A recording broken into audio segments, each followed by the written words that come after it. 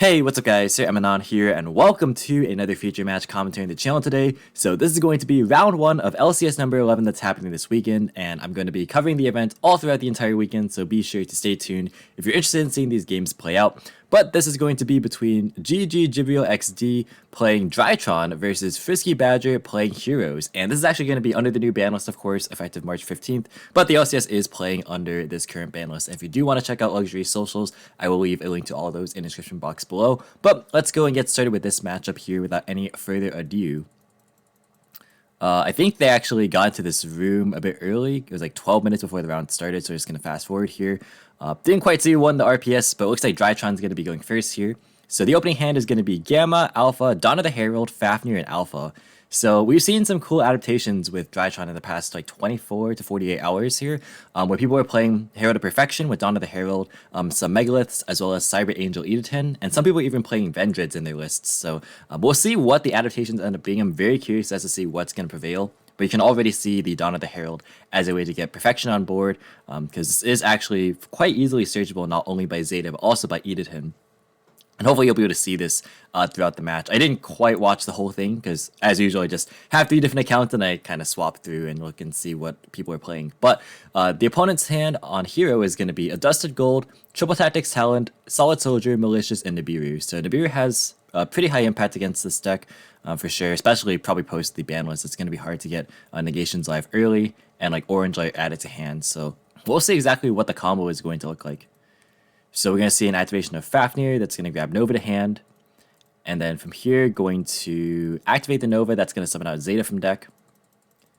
And then going to activate Alpha, tribute away Zeta, summoning itself, and then searching for a copy of Bentem. The one of. And then going to go Zeta, tribute Bentem, going to summon itself, and then search for a copy of Meteonis. And then Bentem gets a trigger, that's going to grab Banju. I think this card is even more important now than before, because if you're running stuff like Megalith Full and just other rituals in general, you need ways to reliably access either those cards or Meteonis. So I'm fairly certain Vanity's Rule is going to be, not played in a lot of these lists. But we're going to see a normal summon of Manju. That's going to grab a search for Megalith Full. There we go. And then going to just show Full to the opponent. Going to link those away for a copy of Cross Sheep.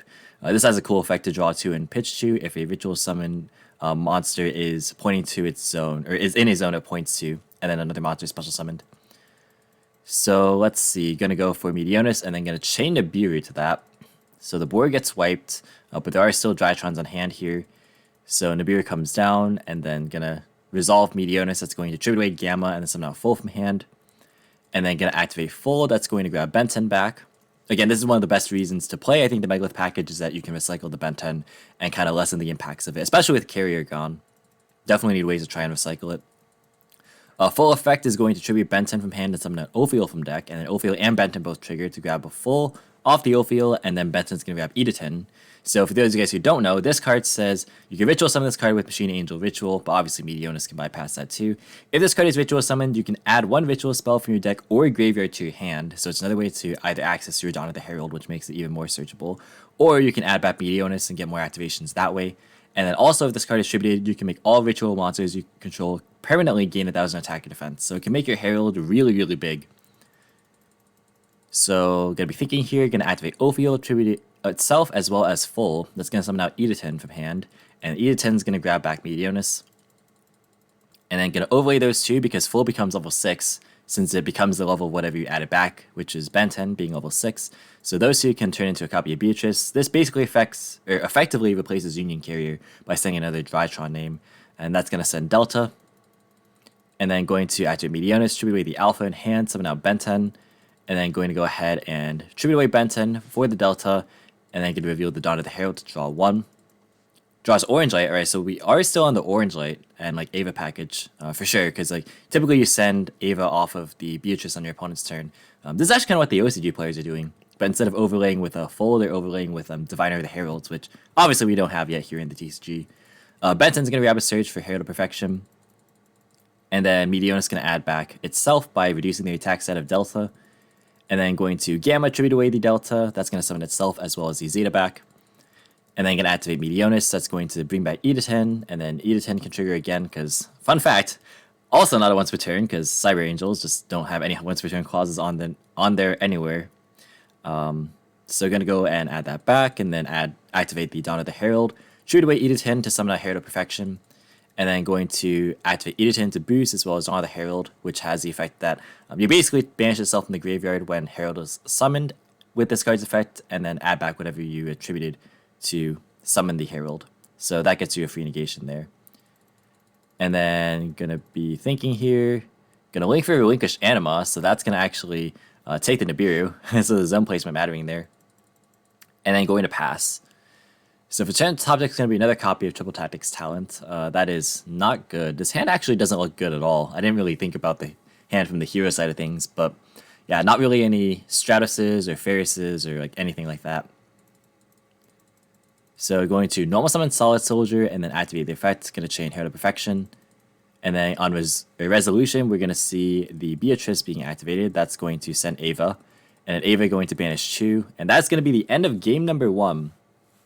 So that is pretty good. I like seeing the fact that, Drytron is able to pivot really quickly here. The players didn't have too much time to, adjust their builds, but we can see some of the adaptations here. And as somebody who personally likes this deck, I know a lot of people don't like the deck, but I do enjoy, just the way that Drytrons operate. So it's cool to see that this deck has some ways to actually recover from the big hits it took from the ban list. But we're now going to move into game number 2 here, and it looks like heroes are going to actually force Drytron to go first again, so this is a blind second list. And if you guys are enjoying this video, be sure to leave a like and subscribe if you're new here and want to see more commentary similar to this style. But the opening hand for Drytron going first again is going to be Meteonis, Herald of Perfection, Alpha, Droll, and Prod of Prosperity. So the hand is playable. Actually, it kind of needs Prosperity to do anything, because there's only one Drytron name, and no Benton to supplement it, obviously. So yeah, cool to see Droll here as well. I do wonder how many hand traps are in the main deck, and how many are being cited in here. And then the opening hand for Hero going second is going to be Shadow Mist, Fusion Destiny, Nibiru, Solid Soldier, and DD Crow. So Nibiru and DD Crow this time around, 2 hand traps, plus a much better hand for the engine. So we're going to see Pot of Prosperity being activated. That's going to banish 6. We actually take a look at what was banished here. So down there, Ptolemy M7, which is a card that I've seen people test around with. This can add back, Ben 10, which is cool. Let's get back, like, obviously, hand traps and stuff. We see this in VW. Cross Shape, Boros Sword, Anima, and Cerberus. So that's going to excavate 6. Hit some pretty good ones. Actually, we see the Sighted in Lightning Storm, so maybe anticipating going second here. But going to pick up Zeta. I think Zeta is even more important now, because a lot of the really cool combos with Full and Edith involve actually trying to get Zeta to resolve first before Alpha, and Alpha is what you would send off Beatrice normally. So that's kind of like something to think about. But now Alpha and Zeta together can really facilitate a super strong combo. So Alpha tribute Zeta, that's going to grab a search for Ben 10, and then Zeta can tribute away Ben 10, that can grab a search for, well, looks like DD Crow is going to actually banish the Ben 10, so Ben 10's not going to resolve, but Zeta will still be to grab a copy of, not grabbing a copy of the Herald, or Dawn of the Herald, so maybe it was cited out here. Very interesting. But they're going to overlay for a copy of Assembled Nightingale, and then just pass on that. So not looking very strong from Drytron here. The DD Crow on the singular copy of Ben 10 is going to hurt a lot, because that's gone for the entire game, unless there's any ways to get it back. Maybe I've seen talk about like Chaos Space being used, but I'm not really sure how viable that is. We're going to see a top deck Forbidden Droplet though. Going to activate Assembled Nightingale in the standby phase, then going to chain Droplet to send away Shadow Mist. And then Shadow Mist will get a search for a copy of Stratos, and then Droll will probably be used here. Then activate Fusion Destiny though. That's a nice way around the Droll here. You're going to send Celestial and Dynatag. So we're going to go for Dystopia here, I'd imagine. And then Dystopia effect is going to burn for 16, and then going to attack into the Nightingale. It is negated via the Droplet, of course. And then you're going to go to main phase 2, activate Dynatag to boost the attack stat of the Dystopia, and then pass. Oh, so yeah, I don't know why I thought that Dawn of the Herald would be cited out, because literally Herald of Perfection is in hand right now. I guess technically you don't need Dawn of the Herald to summon out Perfection because of Meteonis, but kind of surprised that Zeta just didn't add the Dawn last turn, because yeah, this could have just been an extra card. So maybe just forgot to add. Gonna go Alpha, tribute away Herald. That's going to go ahead and summon itself and then add Full. I just gotta make sure that Zeta can add any ritual spell, right? Yeah, I can add any ritual spell. So yeah, maybe I just forgot to do it. But I'm gonna go and add Full off the Alpha, and then Zeta gonna tribute away the Full, summoning itself. and then going to activate Meteonis, going to Chain Dystopia, popping Alpha, and then Zeta is going to be attributed to summon out Full off the Meteonis. Going to Full to add back Herald of Perfection. Can also Dawn tribute Full to summon out Perfection, but doesn't really do anything except be just a 2800 body. But looks like we're going to be doing... Oh, Full tribute away Perfection, summoning out Ophiel from deck, and Ophiel can get a search. I wonder if they're on Bethor. But gonna grab another copy of Full here. And nope, that's gonna scoop. Fair enough. I guess that play wasn't really amounting to a whole ton. So just opting to move into game 3 here. Understandable. So game 3 is going to occur here, and it looks like Drytron's gonna go first for the 3rd game in a row. And just want to, before we get started in game 3, quickly shout out my patrons as usual. So thank you guys so much for supporting the channel. It really means a lot to me, and the long form and consistent content is made possible thanks to you guys. If you also want to help out support the Patreon, the link's in the description box below as well. But the opening hand, game 3 for Drytron going first is going to be Full, Nova, Petite, Fafnir, and Emergency. So yeah, this card still makes sense in this deck because we saw E to 10, of course. But yeah, this hand looks pretty solid. You know, multiple copies of Drytrons. And Fafnir grabbing Meteonis actually isn't too bad, just because now Zeta has an additional target, right? So it makes that a bit more flexible as well. But yeah, that's a pretty solid hand. And then Hero's hand going second is going to be Ferris, Stratos, Triple Tactics Talent, A Hero Lives, and another Stratos. So no hand traps or dedicated go second cards, so it might be a bit rough here. We're going to see an activation of Emergency. That's going to grab Alpha. And then activate Nova, summoning out Zeta. And this is very, very good, of course. Going to go Alpha, tribute away Zeta. I do wonder how much Drytron players are going to respect Cycle Reader. Obviously, he's choosing to not go like Link Rebo and then activate Alpha, Zeta there. Or like do it the other way around, where like you summon Alpha off Nova and then grab Zeta off Emergency instead. Because like that play loses really hard to Cycle Reader, but I do wonder if people are respecting Drytron for this event. That's something to kind of think about and try and keep track of for the event. But Alpha is going to summon itself, grab Benten, and then going to go Zeta, tribute away Benten, summoning itself, and then going to search for a copy of Meteonis. Interesting. All right, so going to go Benten to search Manju, and then going to normal summon Manju, use the effect. That's going to grab Herald of Perfection. Yeah, we already have Full, so that makes sense. Going to turn those two into a copy of Cross Sheep. I do like the fact that this is being integrated into the deck here. Meteonis is going to tribute away the Alpha, summoning out Full. And then Full and Cross Sheep both triggers, so going to draw 2 and then pitch 2. Did he only pitch 1 there? I think he only pitched the Fafnir, right? Because this draws and pitches 2, not just 1. If it drew 2 and pitched 1, I think everyone would have been playing this card previously. Because that would have just been so much value. But yeah, I guess neither player caught it though. But Full going to go ahead. It added back Ben 10, and now it's going to tribute away that Ben 10 to summon out Ophiel from deck, and then both Ophiel and the Ben 10 triggers. So going to grab Full and E to 10.